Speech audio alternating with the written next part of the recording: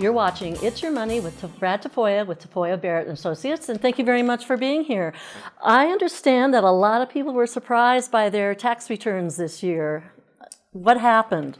Yeah, Deb. Well, first of all, the main thing that happened is that we had the big tax law change in 2017. Right at the end of 2017, the Tax Jobs Cuts Act, and that took effect for 2018. And there were some drastic changes with that tax law. And so, in addition to that, though, the Treasury also updated all the withholding tables. And they tried to do the best job that they could, but because there were so many changes, those withholding tables couldn't always take into consideration, everything that needed to be taken into consideration. And so what happened is that, in some cases, people's tax might have actually gone down from the year before, but what happened is their withholding also decreased, and in some cases more than it should have. And so you're right, some people were very surprised and ended up owing tax when they don't normally owe. And so that's when you need to do a Paycheck Checkup, I understand. And how do you do that, and what's that all about? Yeah, so again, to go back on this withholding thing, what also happened is the Treasury kind of changed how they tweaked how they do the withholding, so that, oftentimes people, in the past, about 70% of Americans received a refund. And they kind of changed their philosophy on that, so that now less people are receiving those refunds. They're trying to have the withholding more appropriately match the amount of tax that needs to be withheld. And so again, that's kind of what caused that surprise, is just a tweak in the Treasury stance on that.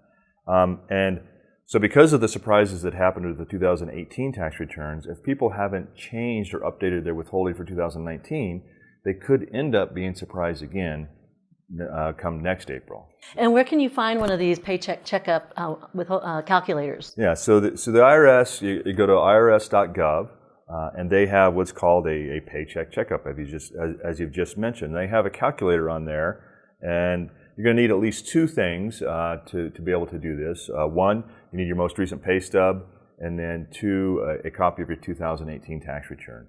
And then what it will do is it will lead you through a series of questions, asking you if you have dependents, if you're going to get the child tax credit, how many jobs you have, and so on and so forth. And so the purpose of that is, again, to try and really drill into what amount of tax should be withheld. And then the calculator will actually tell you how many allowances to claim on your W-4. And in some cases, it may even recommend that you have a flat dollar amount withheld in addition to that. So there are ways to, again, even if the number of allowances don't get you dialed in, to have more tax withheld to make sure that you're set for the year. Okay, once upon a time, my uncle, who's a very conservative guy, said, "Why are you withholding your money for each paycheck? Why don't you just put it in savings and you earn the interest instead of the federal government?" What are the pros and cons of that? Yeah. Well, that's often a question that we hear, and so what happens is, the IRS wants you to pay your tax as you go. All year long, either through withholding, through your paycheck, and or through quarterly estimated tax payments. If you don't, and you don't pay anything in during the year, and then you try to pay that all next April, what will happen is the IRS will actually assess what's called an underpayment penalty. And it's really not a penalty, it's really just interest. They're going to charge you interest for not having made those payments. That interest is around 4 to 4.25% right now. So, to your uncle's argument, sure, if you can put that money in an account and invest it and earn more than that 4 or 4.25%, then that might make sense.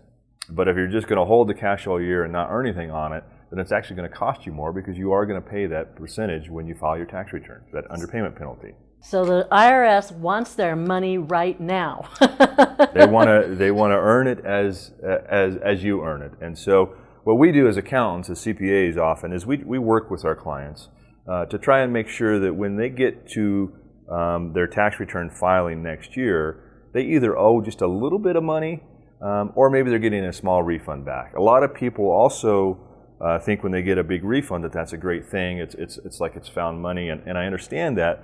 But like your uncle would say, basically, then you're giving the government an interest-free loan. So again, we try to dial that in and make sure that it's as close to the actual tax as possible. Well, thank you very much. If you want to do a paycheck checkup, go to irs.gov or visit Brad & Company's website at tafoyabarrett.com. I'm Deborah Uroda for It's Your Money.